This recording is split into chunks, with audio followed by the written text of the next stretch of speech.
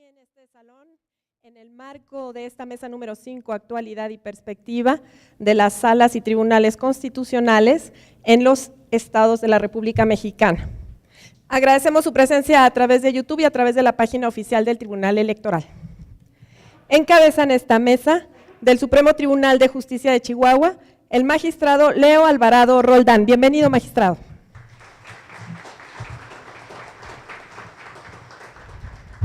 Un honor y un placer, como siempre, presentar a quien representa al Tribunal Electoral de la Ciudad de México, la magistrada Alejandra Chávez Camarena.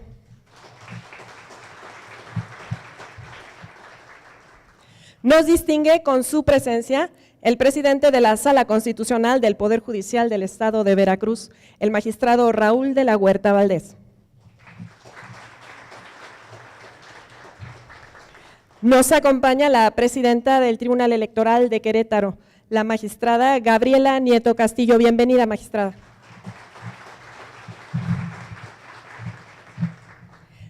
Agradecemos también la presencia del presidente de la Sala Civil y Familiar del Tribunal Superior de Justicia del Estado de Yucatán, el magistrado Jorge Rivero Evia. Y para moderar esta mesa se encuentra con nosotros quien es secretaria académica del Centro de Capacitación Judicial Electoral del Tribunal Electoral del Poder Judicial de la Federación, la doctora Gabriela Rubalcaba. Bienvenida, doctora. Tiene usted el uso de la voz, señora moderadora. Muchísimas gracias. Buenas tardes a todos. Bienvenidos a esta última mesa de este evento denominado 12ª Mesa Redonda de Justicia Constitucional en las entidades federativas, donde, bueno, pues como ven tenemos grandes invitados de lujo. En esta mesa vamos a reflexionar acerca de la actualidad práctica y la perspectiva del futuro de la justicia constitucional local, considerando experiencias recientes en las salas y tribunales constitucionales y electorales de las entidades federativas y en su caso criterios relevantes de tribunales del Poder Judicial de la Federación en este tema. Para comenzar, voy a ceder el uso de la voz y les voy a presentar al magistrado Jorge Rivero Evia del Tribunal Superior de Justicia de Yucatán. Él es licenciado y maestro en Derecho por la Universidad Autónoma de Yucatán y doctor en Derecho por la Universidad Anáhuac Mayab de Mérida. Se ha desempeñado como abogado postulante en el despacho jurídico del abogado Felipe Escalante Ceballos. Ha sido secretario académico de la Escuela Preparatoria Emereticen AC y consejero maestro en la Universidad Marista de Mérida. En el Poder Judicial de la Federación ha fungido como actuario judicial adscrito al Tercer Tribunal Colegiado del 14º Circuito con residencia en Mérida, Yucatán, y secretario de tribunal en el Tercer Tribunal Colegiado del 14º Circuito con residencia en Mérida, Yucatán. En el Segundo Tribunal Colegiado en Materias Administrativa y Civil del 14º Circuito y en el Tribunal Colegiado en Materias de Trabajo y Administrativa del 14º Circuito. Actualmente es magistrado del Tribunal Superior de Justicia del Estado de Yucatán. Magistrado, bienvenido, le cedo el uso de la voz. Pues muchas gracias, un placer estar en este panel con compañeros magistrados de las entidades federativas de la Ciudad de México y pues también con la secretaria académica de la Escuela Judicial. Es un enorme reto también para nosotros el tema de la justicia constitucional local, razón por la cual pues por otra ocasión, por segunda ocasión, pues hemos sido invitados a una mesa panel similar. Agradezco al Tribunal Electoral del Poder Judicial de la Federación por la deferencia que han tenido conmigo y pues bueno, sin mayor preámbulo, comenzaré a platicarles de las ideas y las experiencias que pues, hemos tenido en el estado de Yucatán. Recordaremos que la constitución yucateca pues, más famosa es la de 1841, que fue aquella en donde don Manuel Crescencio Rejón y Alcalá pues, bordó, hizo su impronta en relación con el antecedente más importante del actual juicio de amparo, que fue un procedimiento de control difuso que en el siglo XIX pues, tomaba algunos datos de algunos interdictos romanos, de habeas corpus inglés, y bueno, ha sido un lugar común el estimar que esta Constitución pues, fue uno de los pilares de lo que hoy es el juicio de amparo. Claro, obviamente ya con tantos años, con nuevas reformas, con nuevas figuras, el juicio de amparo que tenemos hoy poco se parece al del siglo XIX. Sin embargo, también Yucatán ha tenido otras constituciones que han sido menos estudiadas, menos analizadas, y que pues, la que se encuentra en vigor, la última, la número 5, la quinta en el orden, es la de 1918, que estará por cumplir 100 años en el mes de enero de la próxima anualidad, exactamente el día 15 de enero. Asimismo, corre a la par de la Carta Magna Federal de 1917, porque fue precisamente a los pocos meses de que entró en vigor la Carta Magna del 17, que fue en mayo, prácticamente 9 meses después entra en vigor la Yucateca de 1918, por lo tanto hay paralelismos, hay coincidencias entre una constitución y otra, el régimen federal, lo que es el gobierno republicano y ese tipo de cuestiones orgánicas que vienen a ser repetidas de una u otra manera en nuestra Constitución. También la Constitución actual pues, ha tenido ciertas reformas, la de 1935 y sobre todo la de el año 2010. En el año 2010 se crea un nuevo Tribunal Superior de Justicia. De pasar a un número de 6, se pasa a un número de 11 magistrados con una competencia específica en materia constitucional, teniendo tribunal, actuando en pleno, la facultad de control constitucional. Son 4 los procedimientos que tenemos en Yucatán: el de acciones de inconstitucionalidad local, el de controversias constitucionales, la acción por omisión legislativa o normativa y el control previo de constitucionalidad. Al día de hoy, el año 2017, a los 7 años de haber empezado esta nueva jurisdicción, que si sacamos las cuentas, no existió una jurisdicción constitucional en Yucatán desde 1841, que la tuvimos por algún tiempo antes de que pues, Yucatán se echara para atrás en sus intenciones independentistas. Pues prácticamente siglo y medio no tuvimos una auténtica constitución al no tener un tribunal constitucional, en palabras de Héctor Fix.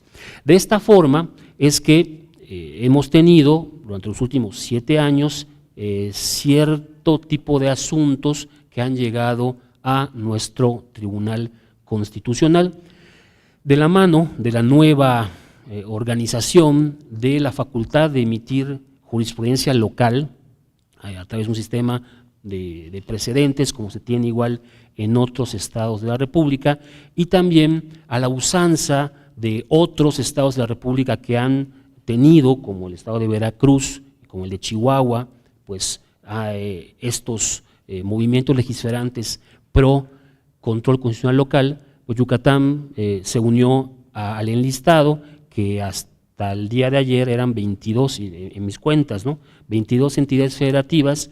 Tenemos ya tribunales constitucionales locales. Me ha causado gran sorpresa escuchar a mi compañero de Chihuahua que me dice que en su estado, él lo expondrá en unos momentos, pues ha habido un movimiento regresivo en cuanto a que si bien tenían una sala constitucional, en la actualidad esta ya ha sido disuelta, me parece, desde el mes de mayo. Él se encargará ya de exponer sus ideas al respecto. Sin embargo, no obstante esa situación, se ha advertido un movimiento increciendo, en aumento de la jurisdicción constitucional local. El último ejemplo lo tenemos con ustedes en la Ciudad de México. El 5 de febrero de 2017 se publica pues, su Constitución. Una Constitución que tiene pues, una sala constitucional y diversos procedimientos en materia de control de su Constitución. Inclusive un juicio de derechos humanos con jueces de primer grado, de primera instancia, para controlar, para verificar la eficacia de aquellos derechos humanos contenidos en la Constitución de la Ciudad de México, lo cual entrará en vigor, me parece, en el año 2018, por allá, 19, perdón. Tenemos todavía una vacatio legis. En el Estado de Yucatán, entonces, pues tenemos esas facultades de controlar tanto la Carta Magna, que tiene asimismo pues una vertiente orgánica y una vertiente dogmática, aunque ya la diferencia entre una y otra parte de la Constitución ha quedado prácticamente en desuso por estos bloques de constitucional que llegamos a tener, en donde, pues bueno, al fin y al cabo, la Carta Magna es una y hay que verificar a través de medios jurisdiccionales su debido cumplimiento. Yucatán, entonces, ha substanciado en 7 años de jurisdicción en la materia 20 asuntos. 18 asuntos han sido del procedimiento denominado acción por omisión legislativa o normativa, contra únicamente 2 controversias constitucionales. No ha habido hasta hoy ningún control previo de constitucionalidad, ni tampoco ninguna acción de inconstitucionalidad. De las dos controversias constitucionales que hemos substanciado en nuestro tribunal, únicamente una ha sido procedente, una que tenía que ver con el cambio de cabecera municipal. Un municipio, motu propio, se mudó a un lugar diferente al cual debía de estar despachando, y pues el Congreso del Estado impugnó ese movimiento, ese cambio de domicilio, que es exclusivo, conforme a la Constitución yucateca, una facultad exclusiva del Congreso del Estado, y al fin y al cabo fue fundada y procedente la controversia, y se obligó al ayuntamiento a regresar al lugar que constitucionalmente pues debe ser el asiento de los poderes municipales. La segunda controversia pues fue derivada de una impugnación que el Consejo de Notarios verificó contra una sentencia del Tribunal Contencioso Administrativo Local que le obligaba a que llevara a cabo un examen para la obtención de una patente de notario a una persona, un aspirante, que pues quería que se le aplicara una ley en específico, puesto que también por aquellos años había allá zonas grises, zonas de confusión en relación con la antigua ley del notariado y la que actualmente se encuentra en vigor. Contra esa decisión del Tribunal Contencioso, que pertenece al Poder Judicial del Estado, se fue en controversia el Consejo de Notarios, y la misma fue desechada por 2 razones. Primero que nada, por falta de legitimación activa, puesto que el Consejo de Notarios es un órgano auxiliar del Ejecutivo Estatal, y al no ser un órgano originario del Estado, conforme a la jurisprudencia de la Corte, pues no tiene facultades para ejercer esa especie de procedimiento. Y la segunda fue por falta de legitimación pasiva, puesto que el Poder Judicial no puede ser juez y parte, y al ser el Tribunal de lo Contencioso incardinado, al estar incardinado en el Poder Judicial del Estado, entonces tampoco pues, podía ser procedente la controversia. El autodesechamiento se combatió a través del correspondiente recurso de reclamación, conforme a la ley de justicia constitucional, y al fin y al cabo fue confirmada. Luego de ahí hemos tenido diversas acciones por omisión legislativa, prácticamente a razón de una por año.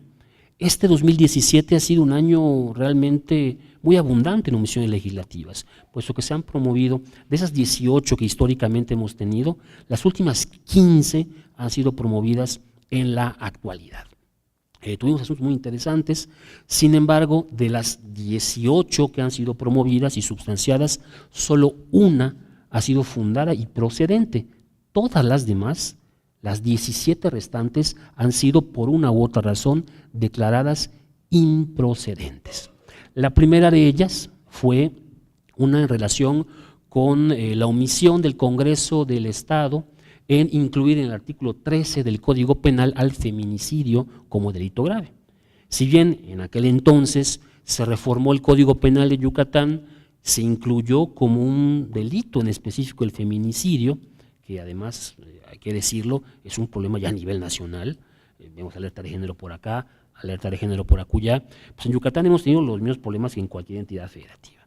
Entonces, se incluye en el catálogo de delitos con una pena superlativa inclusive al homicidio, a lo que es la figura del feminicidio, y pues por alguna omisión, efectivamente, el Congreso no lo incluyó en el catálogo de delitos graves, que conforma en ese momento al sistema mixto, pues pareciera ser que permitiría en un delito grave la libertad bajo caución. Se promueve lo que es la acción por omisión legislativa, pero antes de que el dictado de la sentencia de fondo, el Congreso del Estado, pues motu propio, reformó su ley y ya se sobreseyó en aquel asunto. El siguiente procedimiento de acción por omisión legislativa fue en relación con el llamado matrimonio igualitario. Ese fue un asunto que en Yucatán causó mucha expectación, inclusive llegó a la Corte en una impugnación, amparo directo en revisión, la cual la Corte pues desechó al no haber temas de constitucionalidad, sino de mera legalidad, y ahí se nos estaba impugnando, se le impugnaba al Congreso del Estado la falta de movimiento legisladorante en relación con la protección de ciertos grupos vulnerables, como son las personas del mismo sexo, que bueno, pretendían contraer matrimonio o erigir su unión en concubinato. De tal manera que por voto de la mayoría del Tribunal Constitucional, 7 contra 4, decidimos el que era improcedente también esa acción por omisión, en virtud de que no había una obligación de legislar derivada de la Constitución yucateca misma, sino que en todo caso había una exclusión específica. El artículo 94, segundo párrafo de nuestra Constitución, yo no sé por qué, pero establece cómo debe de ser la figura del matrimonio y también cómo debe ser el concubinato, entre un solo hombre y una sola mujer. Independientemente de que eso sea inconstitucional, desde la perspectiva federal, no cabría allá la acción por omisión, porque específicamente también hay tesis de la Corte que indica que no es una omisión, que en todo caso sería una exclusión, y la vía es el juicio de amparo. Mayoría 7-4, se van al amparo directo los promoventes, el colegiado del circuito correspondiente determinó negar el amparo, hay un amparo directo en revisión y nuestra Corte pues desecha esta revisión de amparo. Hasta el día de hoy, solo consta el acta del 31 de mayo de 2017 y no sabemos las razones que tuvo la Corte para desestimar y desechar lo que fue el amparo directo en revisión. La siguiente, que fue esta sí la fundada, la procedente y la buena, la que ha sido efectiva, es una que tiene que ver con la falta de expedición de la ley reglamentaria del artículo 2 de la Carta Magna Yucateca, que tiene que ver con la reparación del daño a víctimas de violaciones de derechos humanos. Se reformó en 2010 la Constitución y hasta 2015, que fue la fecha de promoción, durante 5 años el Congreso no emitió la normativa correspondiente. Se propone la acción por omisión, esta es declarada inicialmente desechada por la magistrada instructora, por alguna razón, en reclamación, cuando el Pleno conoce el recurso, revoca esa decisión, ordena admitir. Era un tema en donde no habían demostrado los promoventes su residencia en el estado de Yucatán, en donde pues la ley de justicia constitucional establece que este medio de control es el único, el de acción por omisión, que pueden promover ciudadanos residentes en Yucatán durante un plazo de 6 meses. Estas personas parecería ser que no habían acreditado a cabalidad esa facultad. Sin embargo, a fin de cuentas, el Tribunal Pleno, el Tribunal Constitucional, revocó la decisión y cuando entramos al fondo del asunto se decretó que si había una omisión legislativa, y que el Congreso del Estado tenía 2 periodos de sesiones para emitir la normatividad omisa, lo cual pues, ya se cumplió a cabalidad. Y este último año, ya con lo que voy a concluir, es el año de las omisiones legislativas. 15 procedimientos se promovieron y todos han sido improcedentes. En este caso, con estos casos que son iguales los 15, pues tiene que ver con laudos del Tribunal de Conciliación y Arbitraje para los trabajadores al servicio de los municipios y el Estado de Yucatán. Son varios individuos que han ganado laudos por haber sido despedidos injustificadamente desde hace ya varios años, laudos millonarios que no han podido cobrar a través de la jurisdicción laboral burocrática y a través de la omisión impugnan el presupuesto de varios municipios. Tenemos 106 municipios en Yucatán, la mitad de ellos han sido demandados en omisión legislativa por falta de incluir una partida especial.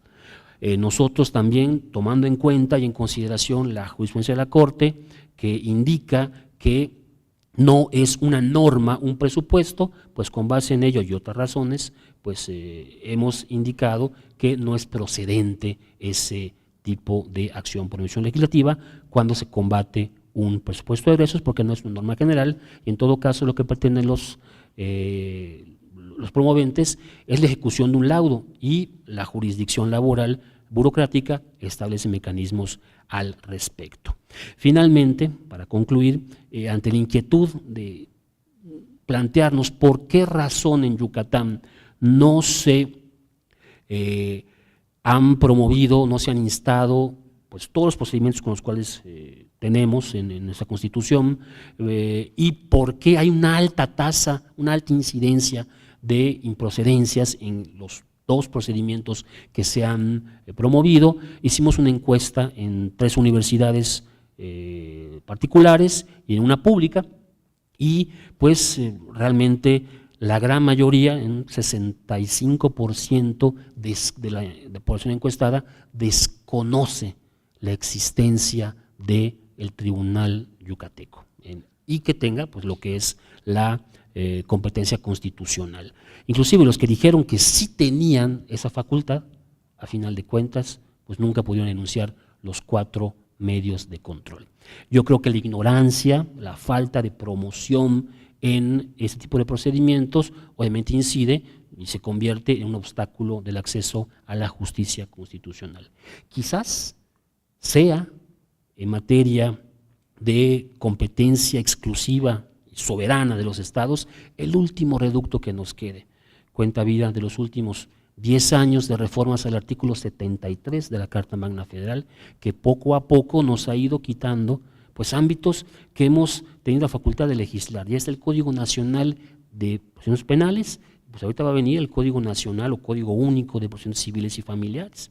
Y bueno, ahí párenle de contar. Ha habido varias reformas en donde lo que era competencia de los estados, pues se está federalizando, sin que eso sea un acto de soberbia o un acto de rebeldía, pues además de que no es tema de esta mesa, yo creo que el desarrollo de la justicia constitucional local quizás sea el último reducto de la soberanía de los estados. Muchas gracias.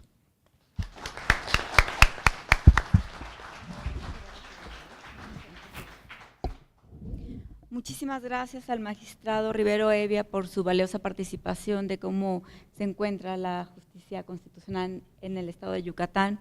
Y bueno, pues él se disculpa porque va a tener que retirarse, tiene que tomar un vuelo y se le hace un poco tarde. Entonces, por favor, otro aplauso para él. Muchas gracias, magistrado, por estar con nosotros. Gracias, magistrado. Igual. Gracias, magistrado. Y bueno, para continuar, voy a leer la síntesis curricular del magistrado Leo Alvarado Roldán. Es licenciado en Derecho por la Universidad Autónoma de Chihuahua, maestro en Impuestos por la Facultad de Contaduría y Administración de la Universidad Autónoma de Chihuahua, maestro en Derecho por la Facultad de Derecho de la Universidad Nacional Autónoma de México, especialista en Justicia Electoral por el Tribunal Electoral del Poder Judicial de la Federación y doctorante por el Instituto de Formación y Actualización Judicial del Tribunal Superior de Justicia del Estado de Chihuahua. Se ha desempeñado como secretario de Estudio y Cuenta en el Tribunal Estatal Electoral de Chihuahua, secretario proyectista en la Sala de Control Constitucional del Supremo Tribunal de Justicia del Estado de Chihuahua y director general jurídico del Supremo Tribunal de Justicia en el Estado, encargado del despacho de la Sala de Control Constitucional del Supremo Tribunal de Justicia. En 2014 fue designado magistrado de la Sala de Control Constitucional del Tribunal Superior de Justicia del Estado de Chihuahua. Es catedrático en la Universidad Autónoma de Chihuahua y de la Universidad Regional del Norte, y lo ha sido en la Universidad del Valle de México, conferencista en temas del ámbito jurídico y cuenta con diversas participaciones en revistas especializadas en la materia. Adelante, magistrado, por favor. Muchas gracias, doctora. Muy buenas tardes tengan todas y todos ustedes. En principio de cuentas quiero agradecer a las organizaciones convocantes, en especial al Centro de Capacitación Judicial del Tribunal Electoral del Poder Judicial de la Federación, en particular a sus directivos, al doctor Polo Gama, al doctor Alfonso Herrera por haberme permitido estar aquí con ustedes. El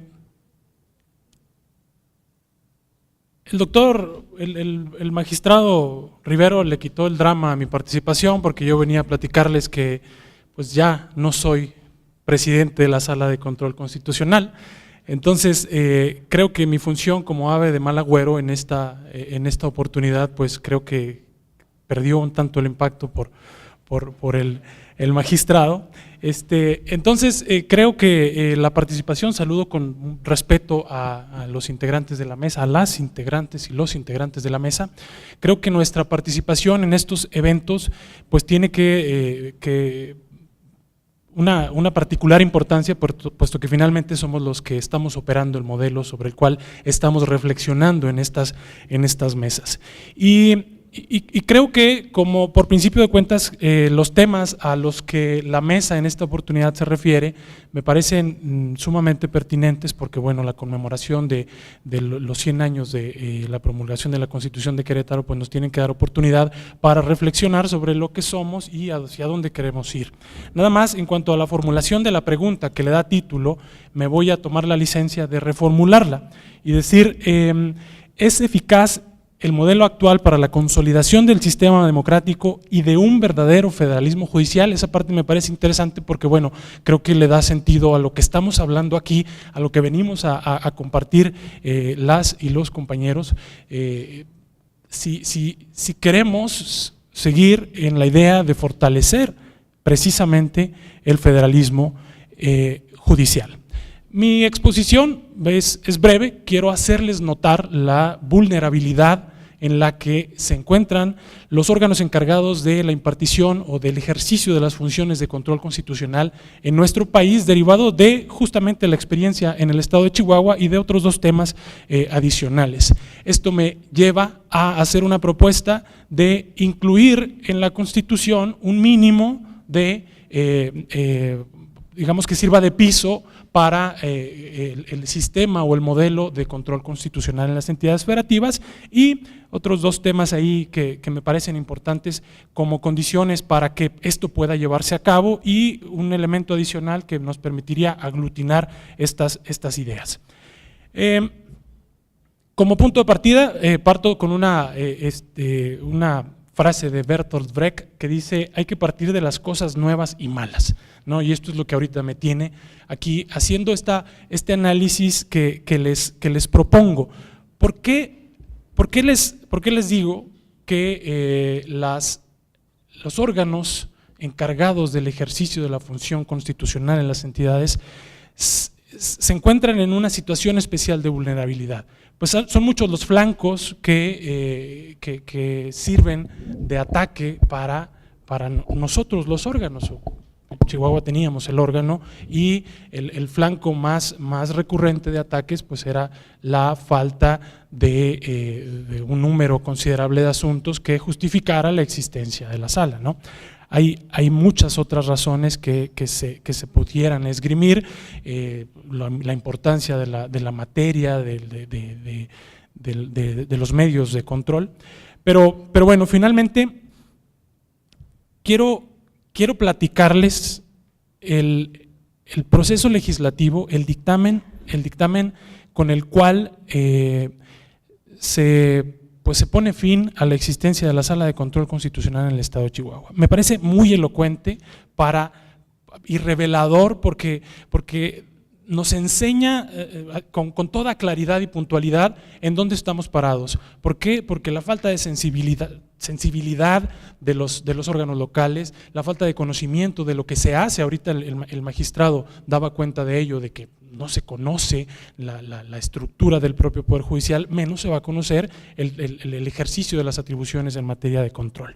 Entonces, lo identifico como el epitafio de la Sala de Control Constitucional y es el dictamen que se emite en el Congreso local. Voy a leérselos. Esto sucedió el 29 de abril de este año, es la fecha en que se aprueba esta reforma constitucional, y cito: se reforma el artículo 105 para suprimir la existencia de esta sala, la Sala de Control Constitucional, creada con propósitos estrictamente políticos.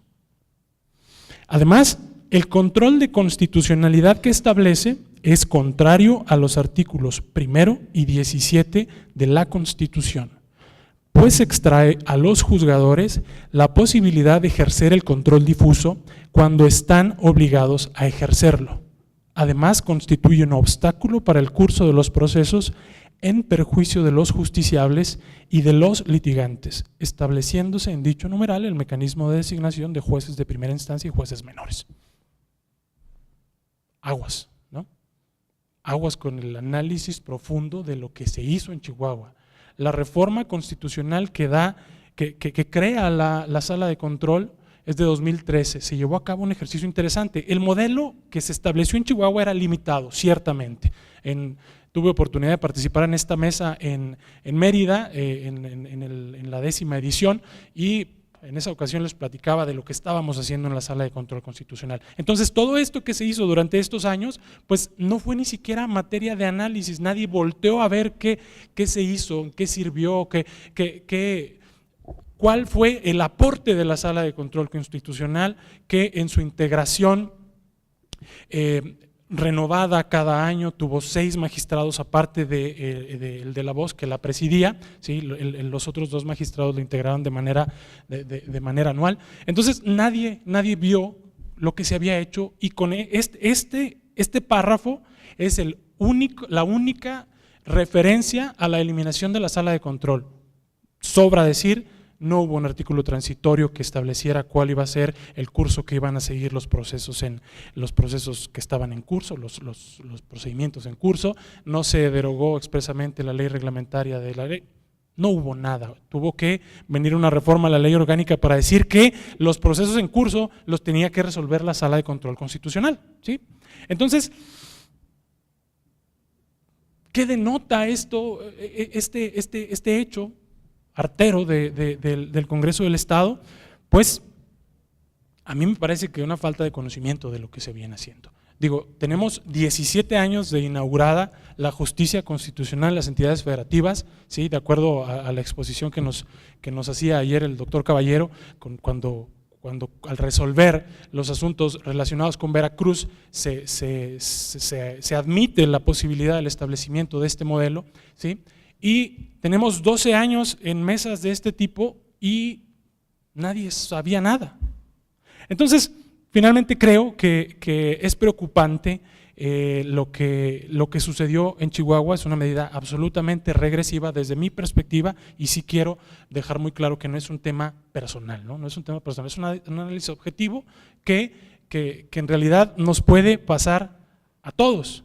Y esto me lleva a los dos otros casos de los cuales se aprecia la vulnerabilidad de los órganos. El primero de ellos, ambos sucedieron entre junio y agosto de este año, y el primero tiene que ver con la intervención que tuvo el Tribunal Superior de Justicia en el Estado de Nuevo León con la promoción de una controversia constitucional local, por eso tiene relación con lo que estoy comentando, en la cual pretendía la intervención para frenar la publicación de una reforma a la ley electoral del Estado. Y digo, no tuvo el impacto, entiendo, que se pretendía. Sin embargo, creo que sí nos da cuenta de de cómo puede haber una afectación sustancial por la participación o la politización de la justicia, ¿no? Entonces esto nos pone un punto de atención, debemos tomarlo en cuenta, cómo se está utilizando los instrumentos de justicia local. El otro de los eventos, y aquí desafortunadamente no cuento con mayor información, el magistrado de la Huerta nos podrá dar cuenta de eso, de lo que aconteció este año justamente en Veracruz, que en las mismas circunstancias políticas que Chihuahua, un grupo parlamentario propuso la eliminación de la sala constitucional bajo el argumento de que estaba rebasado el modelo instaurado en esa entidad y no tenía cabida dentro del nuevo sistema de impartición de justicia. Entonces, otro intento en ese sentido de vulnerar el órgano de control local.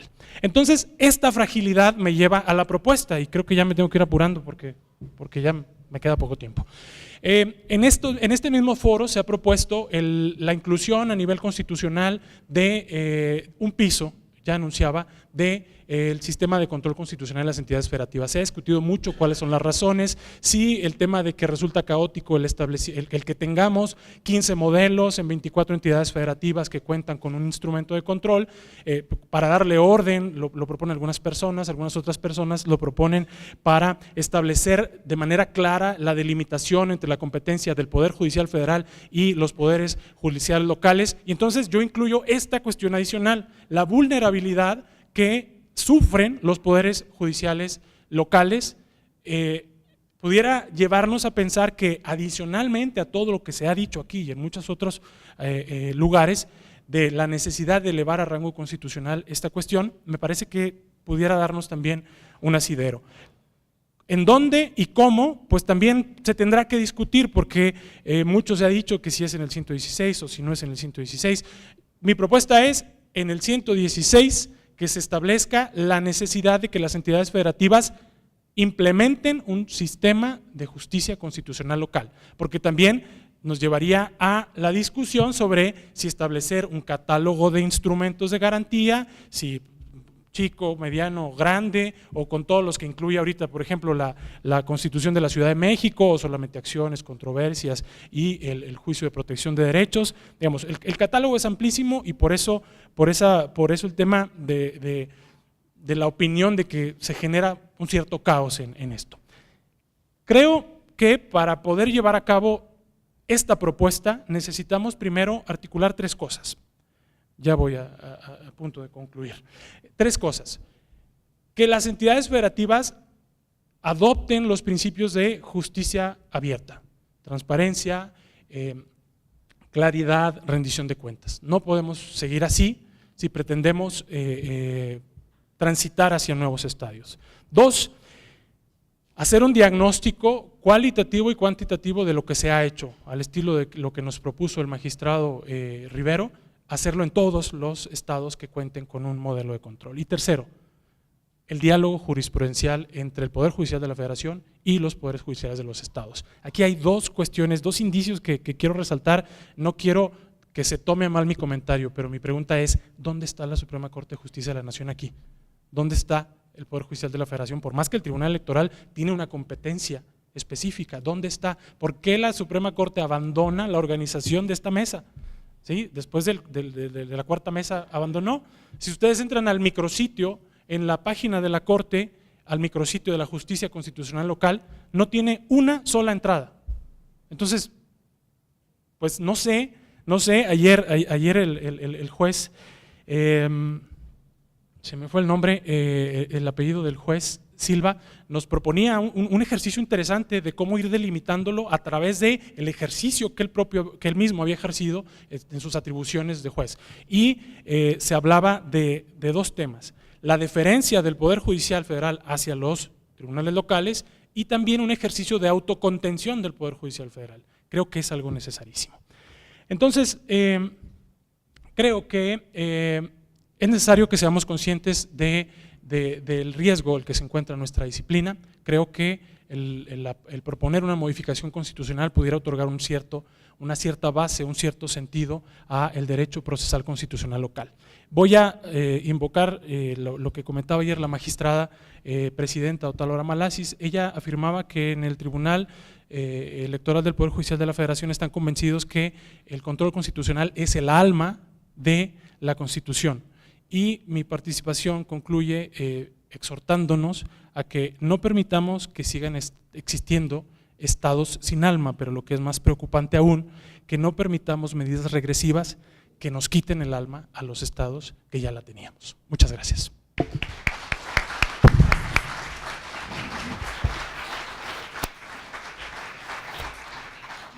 Agradecemos al magistrado Alvarado Roldán su valiosa participación, donde nos comentó sobre la situación de los órganos que imparten justicia constitucional en las entidades a partir del caso Chihuahua y su propuesta de reforma a la Constitución, el artículo 116. Muchas gracias, magistrado. Pues para continuar voy a ceder el uso de la voz a la magistrada Marta Alejandra Chávez Camarena. Ella es licenciada en Derecho por la Universidad La Salle Morelia, estudios de maestría en Derechos Humanos por la Universidad Iberoamericana, cuenta con el máster en Argumentación Jurídica por la Universidad de Alicante y especialista en Derecho y Justicia Electoral por la Universidad Nacional Autónoma de México y por el Tribunal Electoral del Poder Judicial de la Federación. Actualmente es magistrada en el Tribunal Electoral del Distrito Federal y ha ocupado diversos cargos en el Tribunal Electoral del Poder Judicial de la Federación, específicamente en la Sala Regional Especializada, la Sala Regional Distrito Federal, la Sala Regional Toluca y en la Sala Superior, así como en la Suprema Corte de Justicia de la Nación. Ha participado en diversos seminarios, talleres, cursos en materia de derecho electoral, derechos humanos, equidad de género y libertad de expresión.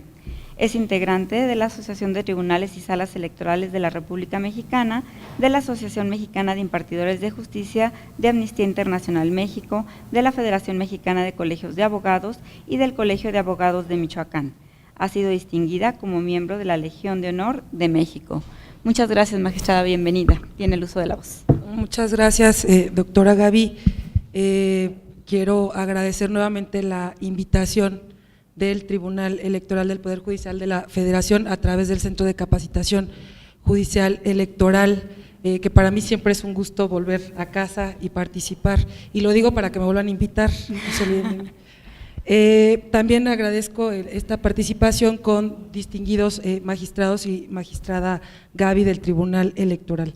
Esta mesa, que es una mesa de reflexión a diferencia de las otras mesas que nada más se denominaban así mesas y ya el nombre de la mesa, esta mesa de reflexión, me parece sumamente interesante y en general este evento, porque tenemos la oportunidad de participar o convivir entre instancias diversas, estos como lo son los tribunales superiores de justicia o las salas igual constitucionales de justicia de los estados, de las entidades federativas y de tribunales electorales locales, y me parece que esta visión, esta perspectiva nos puede dejar mayores conocimientos.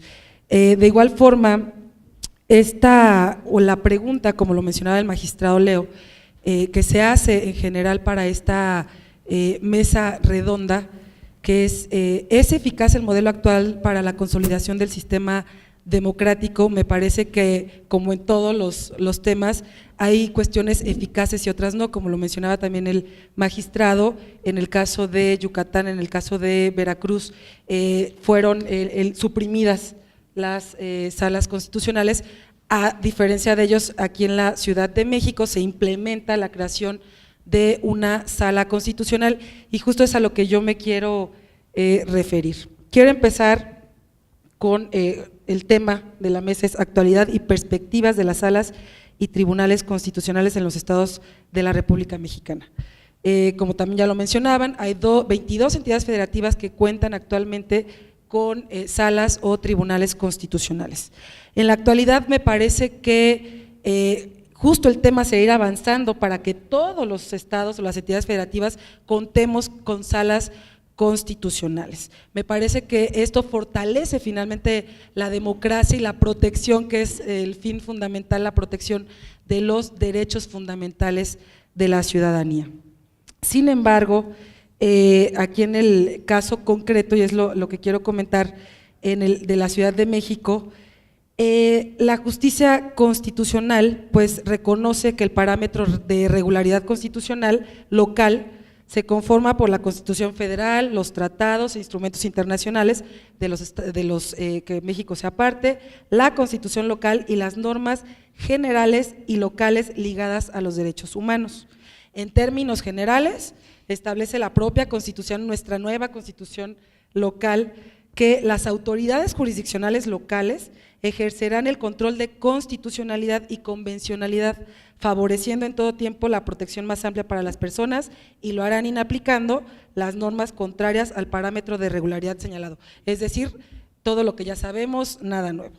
Pero hay un tema, por ejemplo, dice el Tribunal Superior de Justicia ejerce control de la constitucionalidad, convencionalidad y legalidad en los términos que establece la Constitución Federal y determina la inaplicación de leyes o decretos contrarios a la Constitución local, y esto lo establece el artículo 35. Por otro lado, refiere el Poder Judicial de la Ciudad contará con una sala constitucional que iniciará su vigencia a partir del 1 de 2019.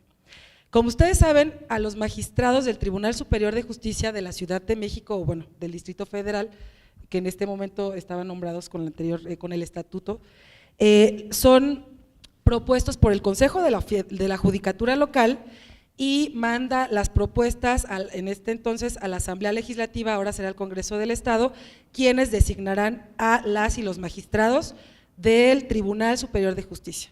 Pero ahora la Constitución establece un tema que me parece muy importante, aunque no es tema de reflexión y análisis aquí, pero me gustaría destacarlo, que los propios magistrados y magistradas del Tribunal Superior de Justicia van a nombrar a los 7 integrantes, es decir, a los 7 magistrados y magistradas que van a integrar la sala constitucional. Entonces me parece que de entrada aquí ya hay un tema, pues lo veo delicado, no me parece normal que entre pares pues nos nombremos, digo, me parece interesante y sería muy bueno que en el Tribunal Electoral, a lo mejor local, tuviéramos salas y nosotros pudiéramos, el Pleno pudiera nombrar a otros compañeros y compañeras, pero me parece que no es lo adecuado, pero eso establece la Constitución.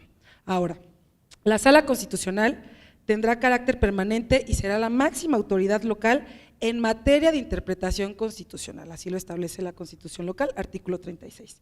Competencia que deberá garantizar la defensa, integridad, supremacía, control de la Constitución, declarar la procedencia, periodicidad, validez del referéndum, conocer y resolver acciones de inconstitucionalidad, controversias constitucionales, acciones por omisión legislativa, ya bien lo mencionaba también el magistrado al principio que en Yucatán me parece que solo hay 4 temas constitucionales, aquí bueno, hay una amplia gama, acciones de cumplimiento, impugnaciones de resoluciones de las y los jueces, de tutela de derechos humanos y del juicio de restitución obligatoria de derechos humanos. Por otro lado, tenemos al Tribunal Electoral de la Ciudad de México que tiene competencia para verificar que los actos y resoluciones de las autoridades electorales y de participación ciudadana se ajusten a lo previsto en la propia Constitución, artículo 38, así como para garantizar los principios de constitucionalidad y legalidad de dichos actos o resoluciones, de manera que establece un sistema de medios de impugnación que otorga definitividad a las distintas etapas de los procesos electorales y de los procesos de participación ciudadana. Además, garantiza la protección de los derechos político-electorales de la ciudadanía. En este sentido, la Constitución local nos reconoce, nos define como un órgano jurisdiccional como lo somos y también como un órgano constitucional autónomo, es decir, aparecemos en 2 apartados de la Constitución. La perspectiva, que sería el otro tema, el primero es la actualidad, me parece que la actualidad y enfocándolo aquí a la Ciudad de México, este sería como el escenario, la perspectiva actual me parece que hay deficiencias en los sistemas tanto federales como locales y esto porque genera mucha confusión ya al momento de interpretar temas federales, locales, cuando por ejemplo la tutela queda en competencia de órganos federales, pero tiene que ver con temas de competencia local. Sin embargo, por ejemplo, también ayer analizaba o estudiaba, más bien escuchaba en una de las mesas, que en general el problema de interpretación constitucional por lo general se da entre órganos federales y órganos locales, de quién es la competencia, quién debe de resolver qué asuntos. Aquí en la Ciudad de México advierto otro tipo de problema, porque es lo que mencionaba, ya no es un tema de competencias entre instancias federales y la instancia local, sino un tema entre propiamente instancias locales, como lo puede ser la Sala Constitucional y el Tribunal Electoral de la Ciudad de México. ¿El planteamiento cuál es? La Constitución establece que la Sala Constitucional es competente para conocer y resolver controversias constitucionales y omisiones legislativas que eventualmente se presenten entre el Tribunal Electoral y posiblemente el Poder Ejecutivo o el Poder Legislativo, así como entre el Tribunal Electoral y las alcaldías, lo cual a mi juicio puede generar un posible conflicto de competencias. Lo anterior porque considero que las atribuciones actualmente conferidas a la Sala Constitucional transgreden el ámbito material de competencia del Tribunal Electoral local, es decir, vulneran la naturaleza del tribunal como órgano constitucional autónomo e infringen sus principios fundamentales de autonomía e independencia. Esto lo advierto, no ha sido un tema, está ya la Sala Constitucional creada a través de la Constitución, pero será instalada hasta 2019. Ahora bien, como ya lo menciona, el artículo 36 establece que el Tribunal Superior de Justicia debe de contar con esa sala, que debe ser la máxima autoridad para interpretar la Constitución.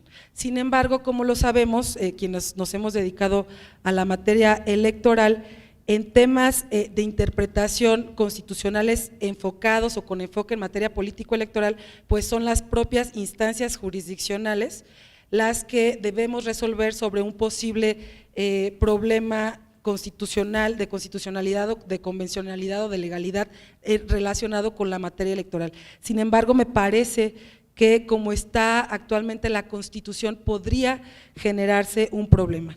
Y hay un tema que me parece que puede reflejarlo más, como lo serían las omisiones legislativas, que la actual Constitución deja abierto para que la Sala Constitucional resuelva las posibles omisiones legislativas. Sin embargo, y aquí tengo el tema, en materia electoral, y ha sido un criterio de Sala Superior de la anterior integración, que antes la competencia en materia electoral ante una posible omisión legislativa era para la Sala Superior de manera exclusiva. Y ahora hubo un caso, de hecho, de la Ciudad de México, en donde la actual integración de la Sala Superior determinó que ahora la competencia, cuando tenga que ver con un tema de legislación local, la competencia en primera instancia es de los tribunales electorales locales. Es decir, si hay un tema de omisión legislativa, como acabamos de tener un caso en donde controvertían una posible omisión relacionada con pueblos y comunidades indígenas, nosotros ya analizamos el asunto y determinamos que no había ninguna omisión legislativa. Pero bueno, ahorita ya la Sala Superior nos da esa competencia en materia electoral ya ha estado definida de esta forma, pero me parece que la Constitución local, al no separar este tema, al dejarlo abierto, podría generarse un conflicto. ¿Y por qué? Porque puede ser que alguna de las partes afectadas pretende impugnar ante la Sala Constitucional un tema de omisión legislativa electoral y la Sala decida que es competente porque la Constitución le establece esa competencia. Pero por el otro lado, en materia electoral, pues tenemos que la competencia en primera instancia sería el Tribunal Electoral local.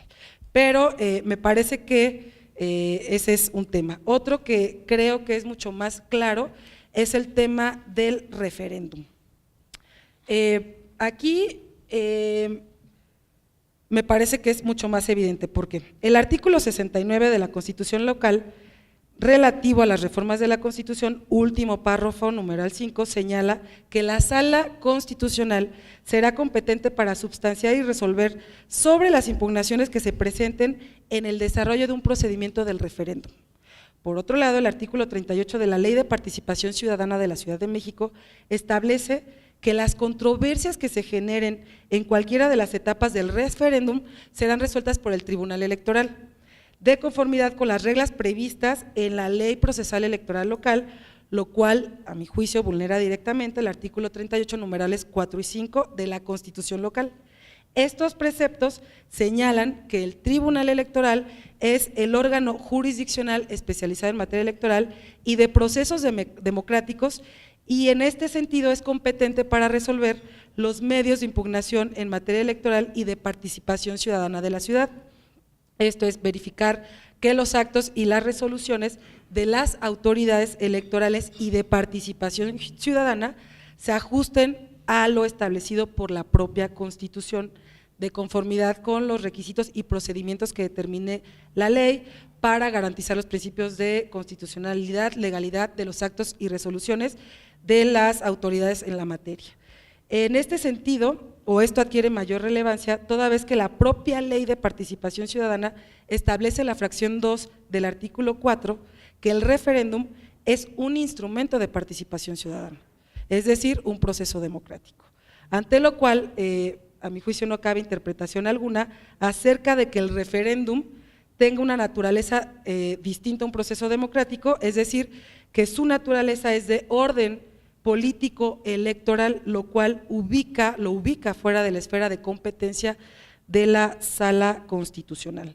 Aunado a lo anterior, el artículo 25, numeral 5 de la propia Constitución local, señala que en los casos de referéndum, plebiscito, consulta popular, iniciativa ciudadana, consulta ciudadana y revocación de mandato, el Instituto Electoral de la Ciudad de México es el que debe de vigilar el cumplimiento y acreditación de los requisitos y plazos para que se lleve a cabo, y será el responsable de la organización, desarrollo, cómputo, etcétera. Esto le otorga precisamente competencia al Tribunal Electoral por ser un mecanismo de participación ciudadana, toda vez que el artículo 38 señala que el Tribunal Local es competente para verificar los actos y resoluciones de las autoridades electorales y de participación ciudadana, como lo es el propio Instituto Electoral de la Ciudad de México. Entonces, me parece que esta lectura de la Constitución, y específicamente este tema, que me parece que no habría duda en tema de referéndum, porque hace esa distinción y no del referéndum en cuanto a competencia de la Sala Constitucional del Tribunal Electoral. Pero bueno, como conclusión, es de advertir que han existido avances a lo largo y ancho de nuestro territorio nacional, en algunos casos retroceso, en otros se trata de un avance, y por este motivo pues falta mucho por hacer. Me parece que los mecanismos no son suficientes o contienen deficiencias en la estructura, como lo advierto en este caso. Quizá a la hora de la hora esto no sea un problema, pero me parece que es primero importante advertirlo, y de ser necesario pues que no pueda generar algún conflicto. También actualmente está impugnado algunos artículos de la Constitución, pero no sabemos exactamente, no tenemos la demanda, no sabemos exactamente qué se está controvirtiendo de cada uno de estos artículos, y la Corte aún no ha resuelto, que también es otro problema porque ya estamos en proceso también aquí en la Ciudad de México. Me parece que por este motivo es adecuado limitar exactamente las competencias y las atribuciones de los sistemas, tanto de la justicia federal como de la justicia local, y propiamente de las instituciones u órganos jurisdiccionales de cada una de las entidades federativas, como en este caso del Tribunal Superior de Justicia y de esa sala como coadyuvante del pleno del tribunal y del propio Tribunal Electoral. Y sobre todo me parece que todas las instancias, tanto federales como locales, debemos de vernos como un complemento, y también dejarnos un poco ahí de pelear por temas competenciales, pues lo principal que debemos hacer como instituciones y como servidoras y servidores públicos es proteger indudablemente los derechos fundamentales de la ciudadanía. Muchas gracias.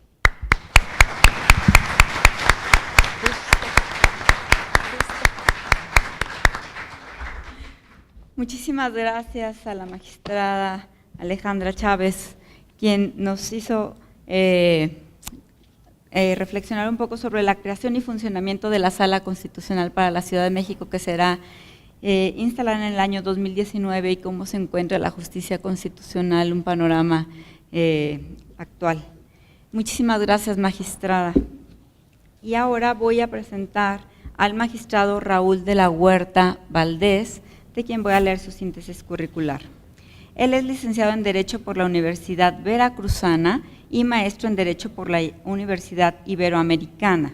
Además de magistrado del Poder Judicial del Estado de Veracruz, se ha desempeñado como subdirector académico del Colegio de Veracruz, visitador general de Asuntos Penitenciarios de la Comisión Estatal de Derechos Humanos y delegado de la Universidad Veracruzana Zona Norte del Estado e investigador de tiempo completo por la Universidad Veracruzana. Actualmente es magistrado de la Sala Constitucional del Poder Judicial del Estado de Veracruz. Es autor del libro La garantía de audiencia en el proceso civil. Muchas gracias, magistrado. Tiene el uso de la voz. Gracias, magistrado.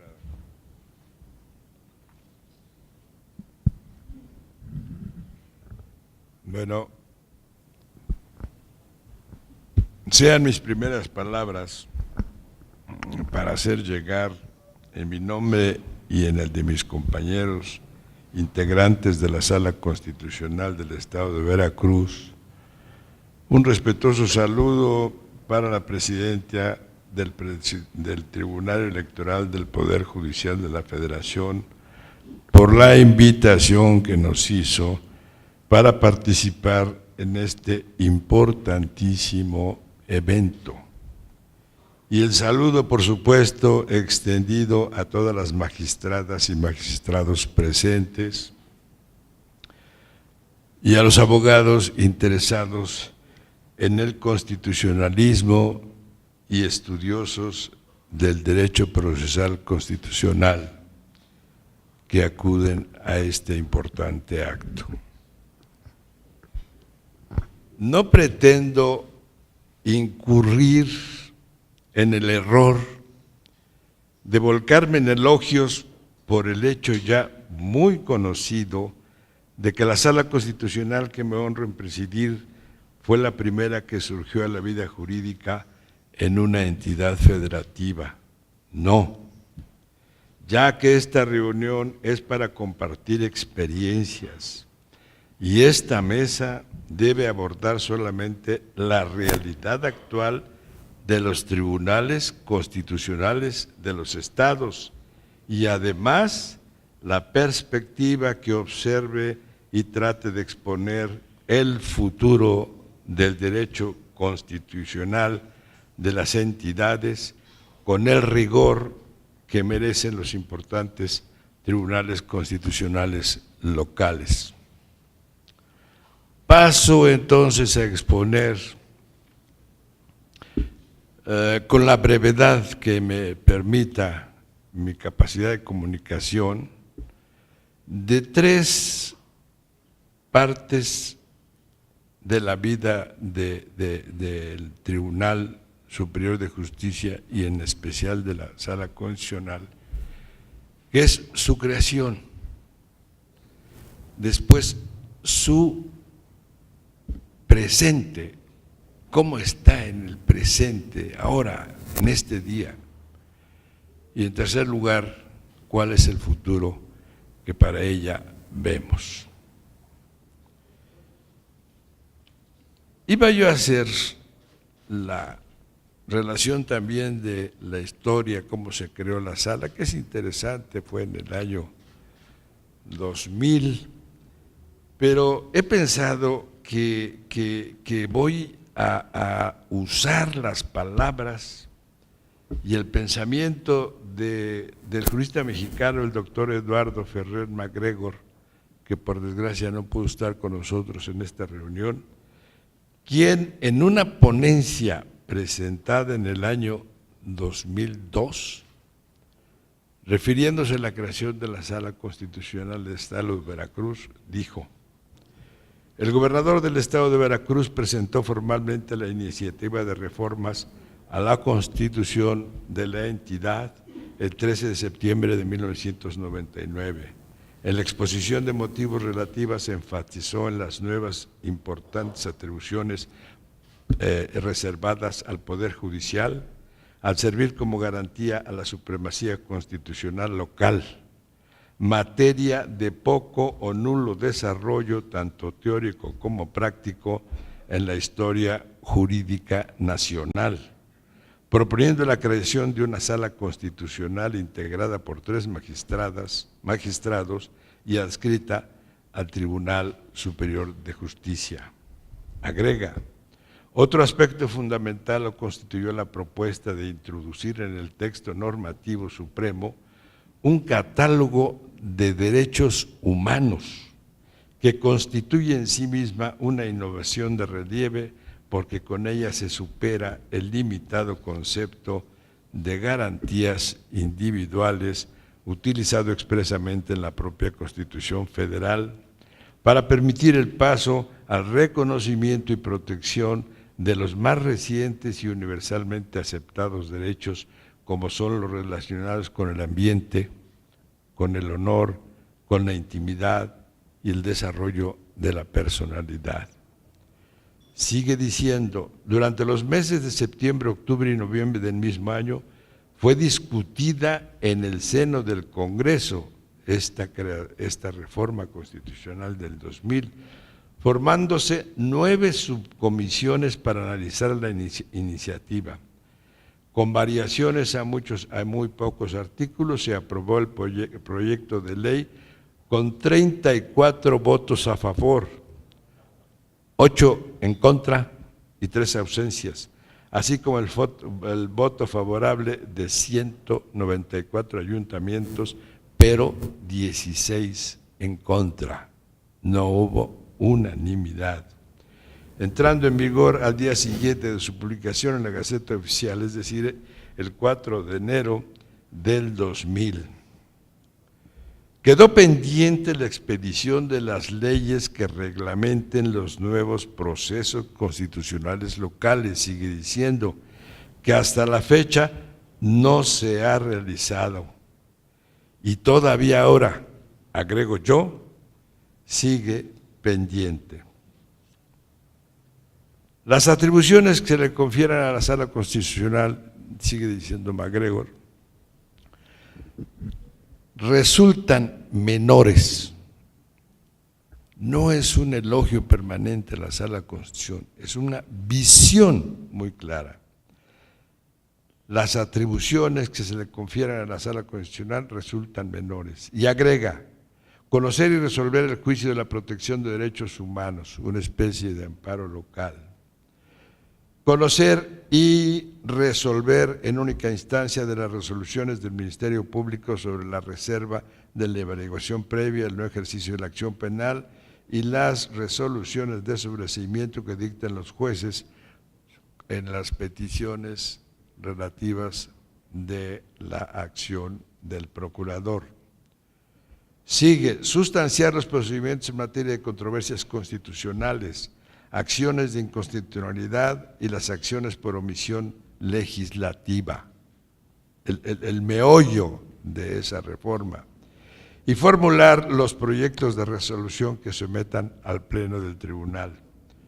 Por último, dar respuesta y fundada y motivada a las peticiones formuladas por los demás tribunales y jueces del Estado cuando tengas duda sobre la constitucionalidad o aplicación de una ley local en el proceso sobre el cual tengan conocimiento. Y concluye, respetado constitucionalista, como puede apreciarse, la Sala Constitucional tiene reducida su competencia en materia de control de la constitucionalidad, ya que no resuelve, tratándose de las controversias constitucionales, las acciones de inconstitucionalidad y las acciones por omisión legislativa, limitándose su actuación en la etapa de instrucción y a formular el proyecto respectivo que en definitiva se someta a la consideración del Pleno del Tribunal.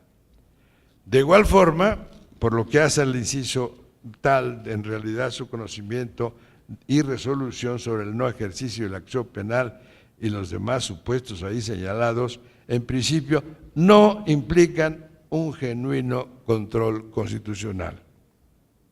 Esto lo dice MacGregor. Y es cierto. A la Sala Constitucional no se le concede que maneje lo más importante, que son 3 institutos de control de la constitucionalidad, y sí se le da una competencia sobre determinaciones del Ministerio Público que además al doctor MacGregor dice que no implican un genuino control constitucional. Abro un paréntesis en esta relación para decir que, con todo respeto, yo admiro mucho al doctor MacGregor, pero yo no estoy exactamente de acuerdo con él, el mayor volumen de trabajo que ha tenido la Sala Constitucional, que es precisamente la revisión de las determinaciones del Ministerio Público de no ejercicio de archivo y de reserva, que no sea una cuestión constitucional. Si yo leo ante ustedes el artículo 52 de la Constitución de Veracruz, ahí establece cuál va a ser el papel del Ministerio Público, del Procurador General. Estoy hablando desde el año 2000, todavía tenía el Ministerio Público, era el único que podía ejercitar la acción penal.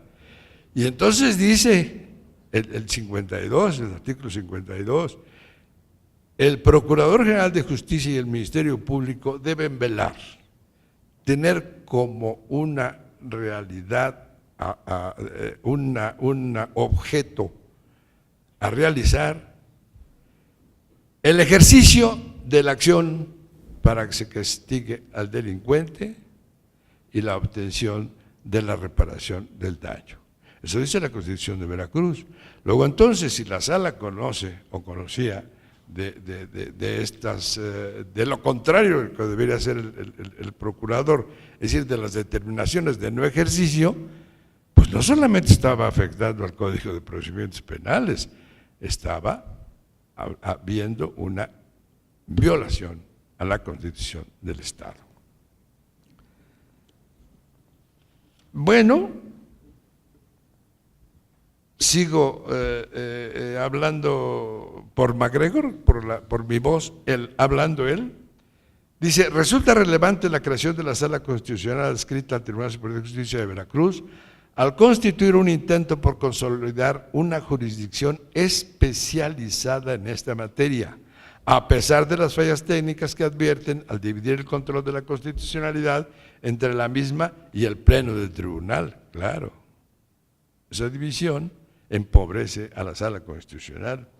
Si bien recientemente la Suprema Corte Federal convalidó parte de la competencia de esta Sala Constitucional cuando conoce del juicio para la protección de los derechos humanos, el amparo local, se requiere de un mayor dinamismo en su actuación para que asuma el trascendental papel histórico que se le ha confiado en aras de consolidar el federalismo mexicano, lo cual puede lograrse como primer paso si el Congreso de dicha entidad expide las leyes que reglamenten los distintos instrumentos locales que, de conformidad con el artículo 3º transitorio de la reforma, debió ocurrir en un lapso no mayor de 180 días siguientes a su entrada en vigor.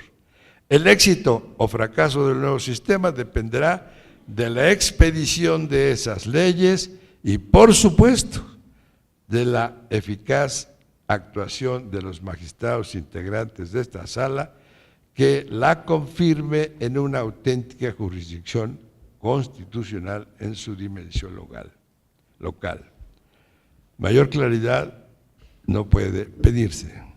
Ahí tiene su sala, está nuevecita, pero todavía no tiene suficiente competencia para resolver por sí misma todos los instrumentos de control constitucional.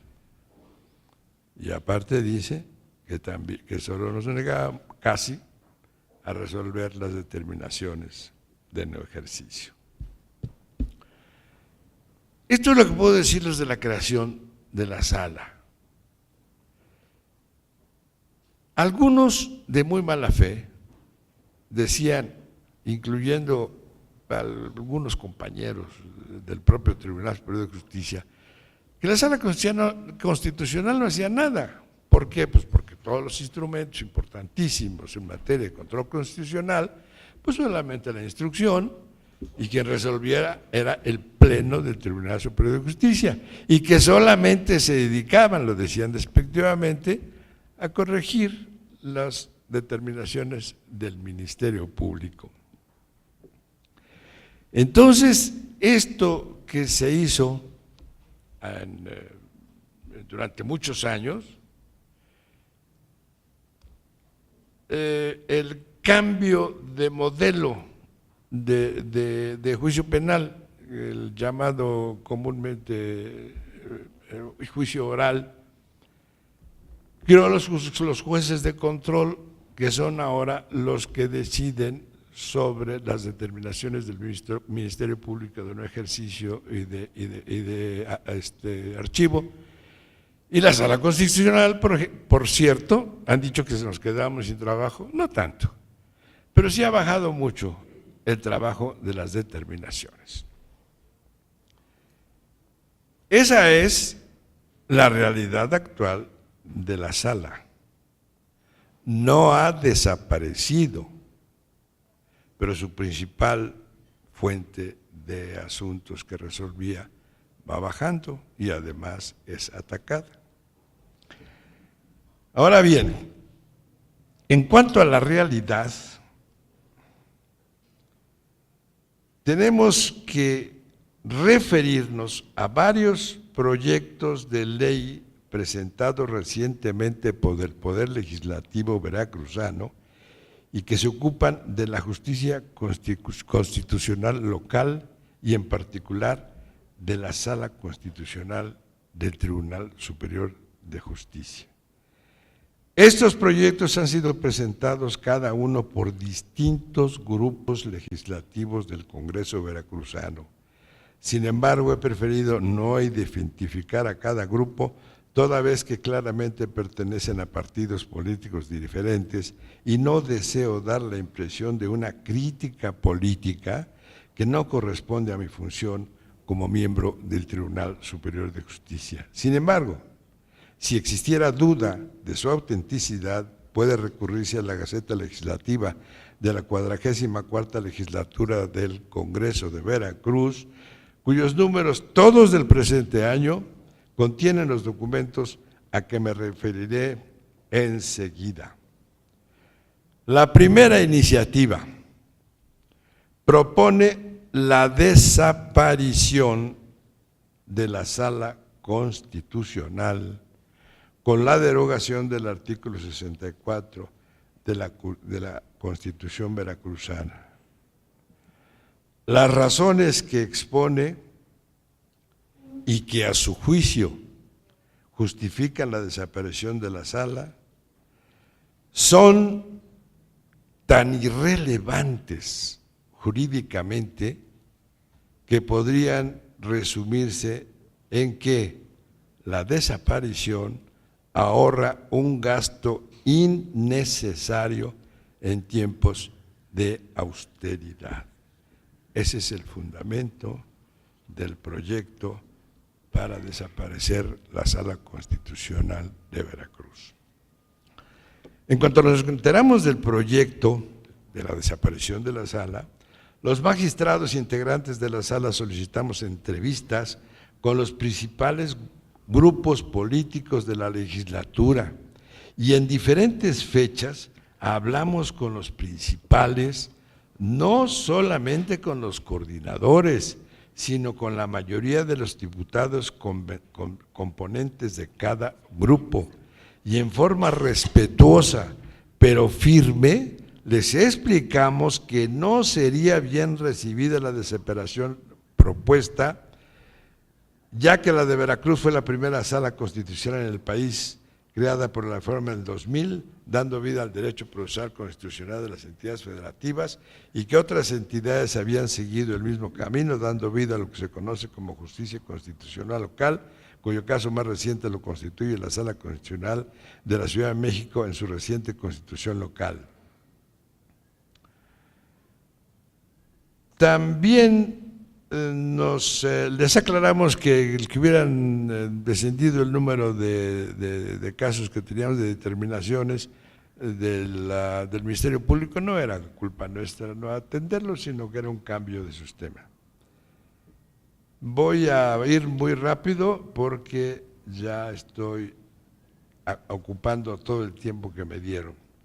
Muy bien, no sabemos hasta hoy la suerte corrida. Bueno, hablamos con los diputados, les pusimos razones y fueron receptivos. No sabemos hasta hoy la suerte corrida por el proyecto que desaparece en la sala, pero sí estamos enterados de que no ha sido aprobada por el Pleno, ni rechazado. Ahí está. Sin embargo, en fechas recientes hay otros proyectos presentados por diferentes grupos de diputados que cambian el panorama. Fíjense, aquí viene lo importante. Hay un proyecto para que se desaparezca la sala y de pronto nos enteramos. Con criterio diametralmente opuesto, existen otros proyectos de reformas presentados por integrantes de otros grupos legislativos diferentes al que promovió la desaparición de la sala, y uno de ellos en su exposición de motivos afirma: con la creación de la nueva sala constitucional local se estableció por vez primera en la historia del país un órgano que garantiza la supremacía y control de dicha norma fundamental, como era la sala constitucional, dando nacimiento al derecho constitucional de los estados, y describe los casos de la competencia de la sala contenidos en el artículo 64 de la propia Constitución. Dice, quiero ver lo más importante, termina proponiendo que mediante reforma, fíjense, por lo contrario, y quien quiere que desaparezca, mediante reforma que se otorgue competencia a la sala constitucional para conocer en segunda instancia de asuntos penales en contra de indígenas, con el texto siguiente: la Sala Constitucional del Tribunal Superior de Justicia del Estado será competente para resolver en segunda instancia los conflictos en materia relativa a asuntos indígenas. El artículo 5 de la Constitución de Veracruz tiene una protección especialísima para los grupos indígenas, y en el estado de Veracruz tenemos 13 etnias. Es muy importante la protección de esos grupos, como lo ordena la Constitución, y proponen que la Sala Constitucional sea la que vigile esto. Ahora, por último, en el mismo año, un tercer grupo legislativo, diferente de los anteriores, proyecta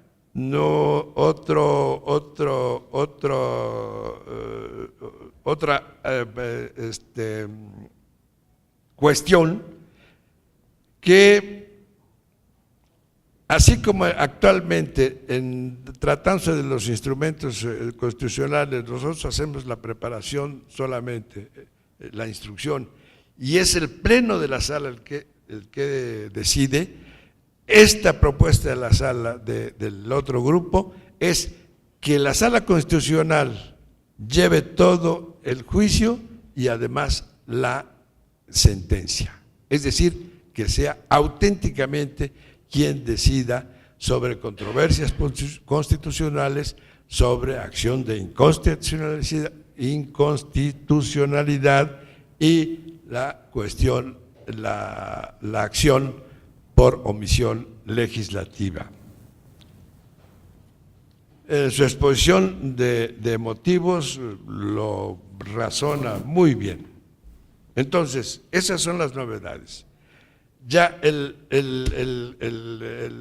poder legislativo del Estado de Veracruz está dividido, unos queriendo que se termine la sala, desaparezca, y otros no, que se le convierta en un auténtico medio de protección constitucional. Ahora bien,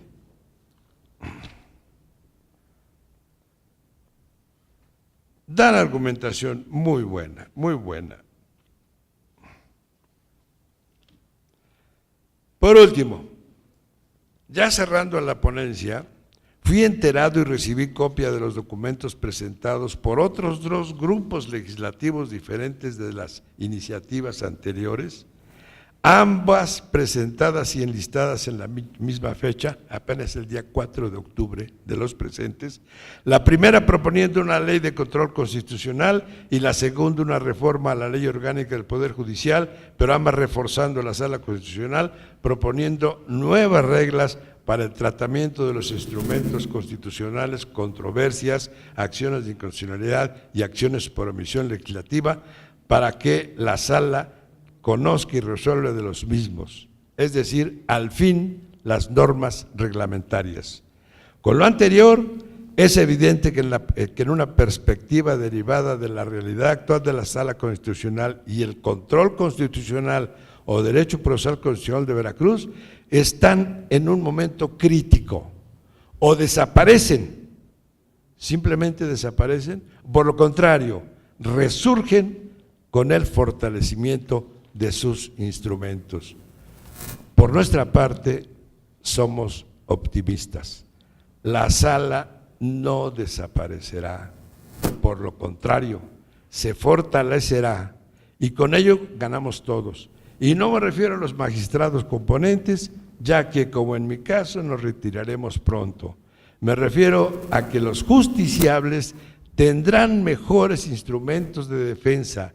El derecho procesal constitucional local se enriquecerá para bien de la comunidad mexicana al fortalecerse el federalismo y además la república. Es todo, pero no es menor.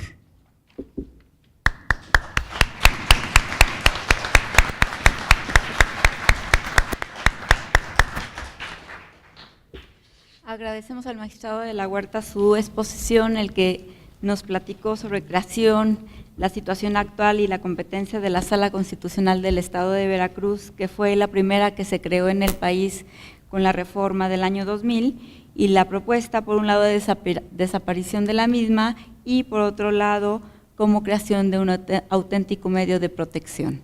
Muchísimas gracias, magistrado. Sí. Y ahora voy a presentar a la magistrada Gabriela Nieto Castillo, de quien voy a leer su síntesis curricular. Es licenciada en Derecho, maestra en Derecho Constitucional y Amparo y doctora en Derecho por la Universidad Autónoma de Querétaro. Se ha desempeñado como coordinadora, secretaria académica y directora sustituta en la Facultad de Derecho de la Universidad Autónoma de Querétaro. Actualmente es magistrada presidenta del Tribunal Electoral del Estado de Querétaro. Entre sus publicaciones se encuentran Interpretación y Argumentación Judicial Electoral en el Estado de Querétaro, municipio de San Juan del Río, un escenario interesante, Prospectivas de la Constitución de 1917 y la Justicia Electoral, y una visión retrospectiva de los derechos políticos en México y su perspectiva dentro del marco del Estado constitucional de derecho, impacto del neoconstitucionalismo. Bienvenida, magistrada, adelante. Gracias. Muchas gracias. Bien, en primer término quiero agradecer la invitación que se me hace para poder participar en este foro, agradecer a la magistrada presidenta del Tribunal Electoral del Poder Judicial de la Federación, por supuesto todas las atenciones que para poder estar aquí recibí de parte de los doctores Alfonso Herrera y Leopoldo Gama, y por supuesto las atenciones de la doctora Gaby Rubalcaba. Es para mí un honor, insisto, estar aquí, pero particularmente formar parte de un presidium tan interesante con la magistrada Alejandra, con los magistrados que me anteceden en el uso de la voz. Bien, es muy interesante lo que se ha planteado en esta mesa, y todos partimos de un cuestionamiento, ¿no?, de una pregunta muy clara. ¿Es eficaz el modelo actual para la consolidación del sistema democrático? Y a partir de la experiencia que se vive en diferentes entidades federativas, se plantea la importancia del control constitucional. Yo quisiera, tal vez haciendo un ejercicio de carácter inductivo, ya que soy la última en participar, aludir a ciertas reflexiones de carácter histórico y hablar un poco del aspecto teórico del federalismo. ¿Qué pasa en México? ¿Cómo nace en México? Algunos puntos medulares, claro, no abordarlos de manera exhaustiva, porque me parece que todo lo que se plantea el día de hoy, en este momento coyuntural para México, en un escenario tan importante para los derechos humanos en el escenario internacional, tiene como elemento subyacente estas discusiones que se dan en el siglo XVIII, principios del siglo XIX, y la forma en la que lo proyectamos pese al paso de los siglos, y la forma y los compromisos que tenemos que asumir de aquí en adelante frente a la idea tal vez de un Estado supranacional que rebasa un Estado constitucional, no lo sé, es fundamental. Aquí diría, entonces la intención es plantear un poquito algunas reflexiones en torno al federalismo en México y vincularlo pues con la experiencia que se ha expuesto en esta y en otras mesas, por supuesto, dentro de tan importante foro como es esta segunda mesa redonda de justicia constitucional en las entidades federativas. Primero, partiría aludiendo al nacimiento del federalismo en México, ¿no? Desde el punto de vista del marco histórico. Sabemos que teniendo México un modelo central, ¿no?, muy claro durante el periodo colonial, cuando se logra la independencia después de que cayó Iturbide, pues hay una disyuntiva importante, ¿no? Ya la disyuntiva en torno al sistema, a la forma de gobierno monárquico republicana me parece que había quedado rebasada, y el tema que conflictúa es cuál es la forma de Estado, cuál es la estructura que se va a implementar para poder establecer mecanismos de control vertical en el ejercicio de poder, cuál es el esqueleto, cuál es la estructura del Estado mexicano. Y finalmente, después de los diferentes encuentros y desencuentros, a principios de enero de 1824 se promulga el Acta Constitutiva de la Federación Mexicana, que deja claro que México va a tener una forma de Estado federal, que deja clara cuál es la composición, ¿no?, y la relación entre las entidades federativas y el gobierno federal. Aquí nada más a manera anecdótica, cuando se propone el proyecto, Querétaro no aparece. Querétaro es el ausente, y pese a haber sido haber sido históricamente un lugar tan importante para el desarrollo económico de la colonia, y pese a haber sido el único corregimiento de letras en la Nueva España, cuando el constituyente discute y cuando integra o define cuáles son las entidades federativas, faltó Querétaro, pero precisamente, bueno, ante una defensa muy importante que hace un personaje queretano, que es el doctor Félix Osores, convence al constituyente, y antes de que se promulgue el acta ya se señala a Querétaro como una entidad federativa más. Pero bien, ¿cuál es la razón por la cual se introduce este sistema? Hay dos teorías. Una, a fin de, se dicen del centro a la periferia, de la periferia al centro, a fin de separar aquello que está centralizado y poder en la atención al reconocimiento de las diferentes realidades que se viven en las diferentes provincias, entender y atender las necesidades.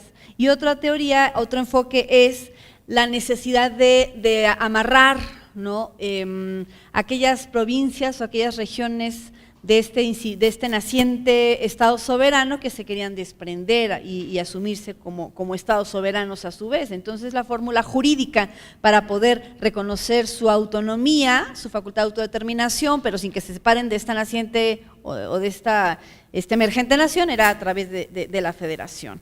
Vemos que subyace al modelo del federalismo la filosofía justnaturalista, tanto la filosofía de la antigüedad como la cristiana, como la racional. Y cuando se promulga la Constitución Federal de 1824, a finales de ese año, empieza ya la promulgación de las diferentes constituciones en las diferentes entidades federativas. Cabe destacar que en materia de control, la Constitución del Estado de Chiapas hace referencia a esa protección jurisdiccional de los derechos de las personas. Creo que eso es un dato importante. Estamos a principios del siglo XIX y la discusión en México va a ser intensa un poco, unas décadas más adelante. Entonces, bueno, eso es como un primer punto. Otro, cuando estamos hablando del orden constitucional, debemos reconocer ineludiblemente, y lo establece la Constitución, el orden constitucional local y el orden constitucional federal. Si nosotros conceptualizamos al federalismo, decimos una forma de Estado que se caracteriza por, o sea, tal vez desde una reflexión política, por la existencia de dos o más niveles de gobierno. Nos queda claro que en México son tres, estatal, federal y municipal, pero eso es reciente, ¿no?, digamos del siglo XXI hacia acá. Anteriormente se identificaban dos, el gobierno estatal y el gobierno federal. Y bueno, la Constitución en el artículo 41 es muy clara al establecer que este orden constitucional se integra por estos dos órdenes. El pueblo ejerce su soberanía por medio de los poderes de la Unión, en los casos de competencia de estos, y por los poderes de los estados en cuanto respecta a sus regímenes interiores. Creo que eso es sumamente importante porque tiene que ver con los mecanismos del reconocimiento, los mecanismos de control, tanto a nivel local como a nivel federal, el establecimiento de mecanismos de defensa de los derechos, también a nivel local, que es parte de lo que ya se ha comentado en esta mesa. Bien, el orden constitucional y la Constitución propiamente pueden enfrentar dos tipos de riesgos. Uno, riesgos ordinarios, dos, riesgos extraordinarios. El riesgo ordinario tiene que ver con un desconocimiento de la Constitución, pero derivado tal vez de cuestiones incidentales, circunstanciales, derivado de que los órganos del Estado en el ejercicio de sus funciones llevan a cabo, realizan actos que son contrarios a la Constitución. Y, por ejemplo, se publica una ley inconstitucional, ¿no? Se emite un reglamento también contrario a la Constitución, etcétera. Y también el extraordinario, que ya es el desconocimiento exprofeso de la Constitución a través de un movimiento armado con la intención de implementar otro sistema. Pero bueno, ese tema no lo abordaremos en este momento. Es importante destacar este tipo de riesgos que enfrenta el orden constitucional, tanto local como federal, ese tipo de riesgos que enfrenta la Constitución, porque ahí viene la importancia de implementar diferentes mecanismos de control. Dada la naturaleza de esta mesa, se ha hecho referencia a los mecanismos de control jurisdiccional y de alguna manera también se ha hecho referencia a los mecanismos de control político de la Constitución. Sí hay diferentes criterios de interpretación, de clasificación de los mecanismos de control, uno tal vez muy simple, pero me parece muy claro, es decir, existen mecanismos de control constitucional que pueden tener un carácter más bien preventivo, no restaurador, pero que son sumamente importantes en la defensa de la Constitución, principio de división de poderes, por ejemplo, la división de funciones, los controles que existen entre los órganos del Estado y y ese control que ejerce ya sean los órganos, los poderes ejecutivo, legislativo, órganos constitucionales, autónomos y ciudadanía. Y el otro control, el control jurisdiccional que naturalmente ejercen los órganos que imparten justicia y que asumen una responsabilidad muy importante, sobre todo en un escenario que vivimos actualmente que se llama Estado Constitucional de Derecho y bajo una cosmovisión jurídica neoconstitucionalista frente a la cual los derechos humanos se convierten en el elemento medular. Entonces vemos, por una parte, el reconocimiento de diferentes órdenes que conlleva el federalismo y que exige reconocimiento y exige respeto y exige esa autonomía, sobre todo hablando del orden estatal y por supuesto, no haré referencia, pero por supuesto del orden municipal, por una parte. Y por otra parte, insisto, todos aquellos mecanismos de control y de protección de la Constitución. Para que funcione este sistema federal, pues existe una fórmula que se llama distribución de competencias que establece nuestra Constitución y que nos dice de forma muy puntual cuáles son las facultades expresas y cuáles son las facultades reservadas. Si nosotros hablamos del escenario de Estado Constitucional de Derecho, si nosotros hablamos del federalismo en la actualidad, no podemos perder de vista que el elemento medular, repito, son los derechos humanos y bajo esta idea de distribución de competencias es responsabilidad tanto del orden constitucional federal como local el poder defender, proteger los derechos y sabemos que en este sentido las entidades federativas a través de sus específicos mecanismos van a implementar o van a tutelar los derechos y que siempre y cuando no desciendan del piso de la base mínima que establezca la Constitución General y los tratados internacionales de los cuales forma parte, podrán establecer sus mecanismos y fijar sus criterios e interpretar para maximizar siempre y permanentemente la tutela de los derechos humanos. Es como un marco referencial general del federalismo. Entonces, a partir de esto yo plantearía, a partir de estas reflexiones generales no desconocidas por todos, porque finalmente es un marco conceptual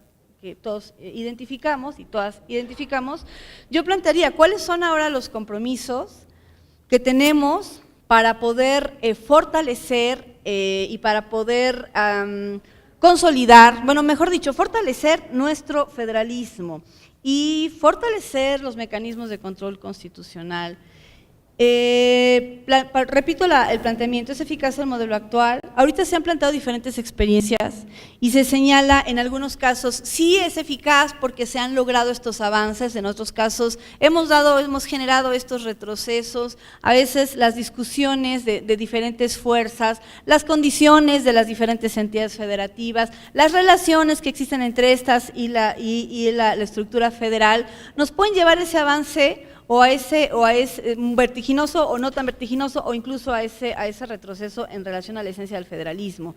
Sin embargo, ya en este momento medular o coyuntural en el escenario de la cultura jurídica occidental, particularmente en el escenario mexicano, diríamos, bueno, ¿y a dónde vamos y qué nos hace falta?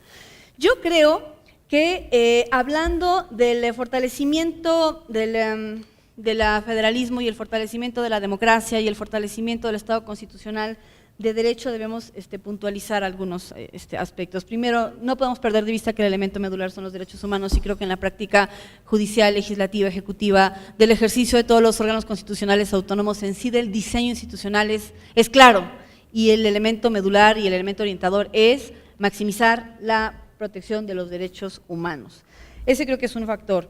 Otro, realmente estamos hablando de un verdadero federalismo desde el punto de vista económico, administrativo, judicial, electoral. ¿Realmente lo estamos viviendo o no lo estamos viviendo? Pongo un ejemplo, ¿no?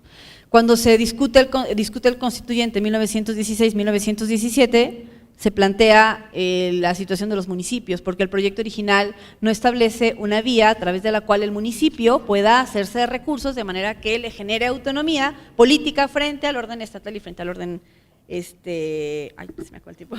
federal. Y así nos quedamos hasta la década de los 80, cuando a partir de una reforma constitucional se da se abre un poquito, ¿no?, esta ventana para que los municipios puedan tener cierta fuerza económica y eso fortalece su autonomía política. Entonces, tenemos que tener un verdadero federalismo en el que reconociendo el principio de distribución de competencias fortalezcamos las condiciones de las entidades federativas.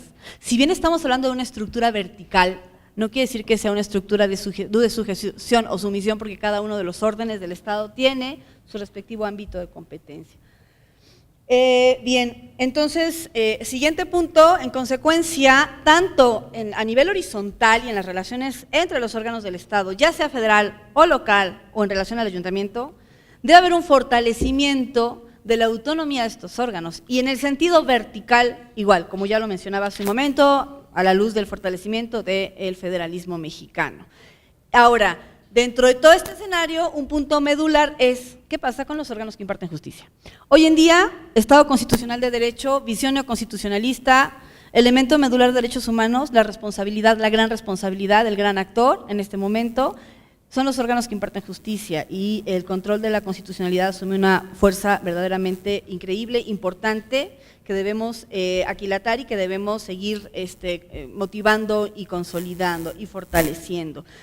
Necesitamos un diseño institucional que fortalezca permanentemente la autonomía de los órganos que imparten justicia. Y que permita la comprensión de la corresponsabilidad que existe entre los órganos que imparten justicia a nivel local y los órganos que imparten justicia a nivel federal. Hace un momento se mencionaba, y lo tengo yo también dentro de los puntos importantes en el fortalecimiento del federalismo, el tema del diálogo jurisprudencial. Es importantísima esa comunicación entre los órganos que imparten justicia a partir de este diálogo jurisprudencial, porque es bajo esta óptica o este escenario institucional que vivimos en la actualidad, el ejercicio de reflexión de los órganos que imparten justicia asume una función muy, muy especial y por lo tanto este establecimiento de criterios que orientarán la vida o el quehacer en el Estado mexicano debe estar perfectamente bien estructurado. Entonces la comunicación interinstitucional es medular.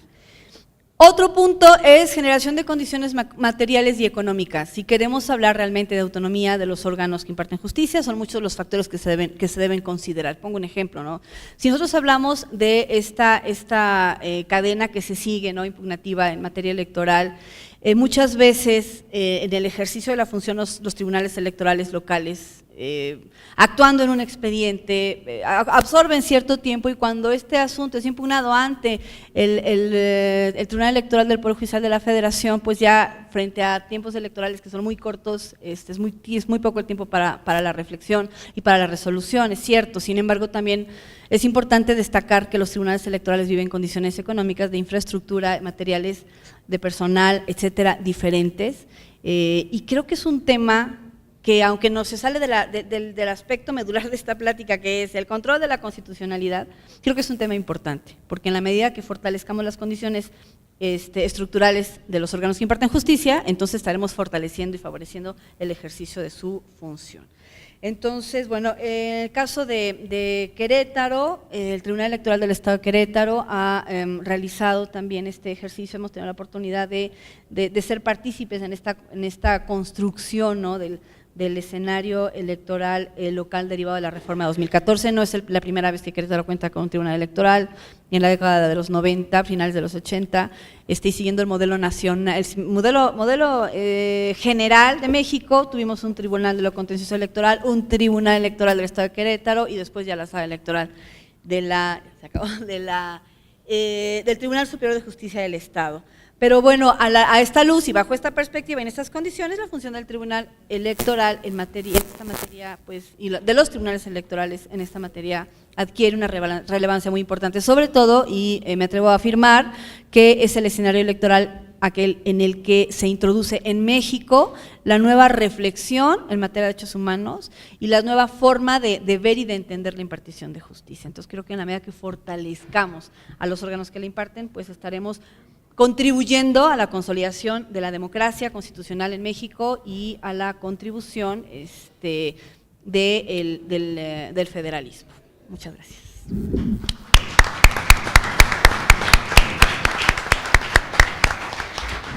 Muchísimas gracias, agradecemos también la valiosa participación de la magistrada Gabriela Nieto, quien nos hizo ver un repaso por el sistema del federalismo en México de acuerdo a la situación de las entidades federativas y los mecanismos de control constitucional y el orden constitucional tanto a nivel federal como a nivel local, y el caso del Estado de Querétaro. Muchísimas gracias, magistrada.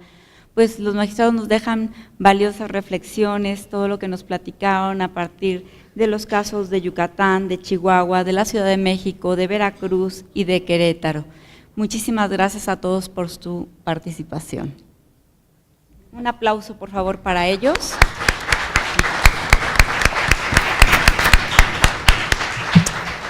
Agradecemos ampliamente a la integración de esta mesa y, por supuesto, con mucho respeto, pedimos por favor que sea la secretaria académica del Centro de Capacitación Judicial Electoral, Gabriela Rubalcaba, quien haga entrega de los reconocimientos en nombre de las y los magistrados integrantes del Tribunal Electoral del Poder Judicial de la Federación.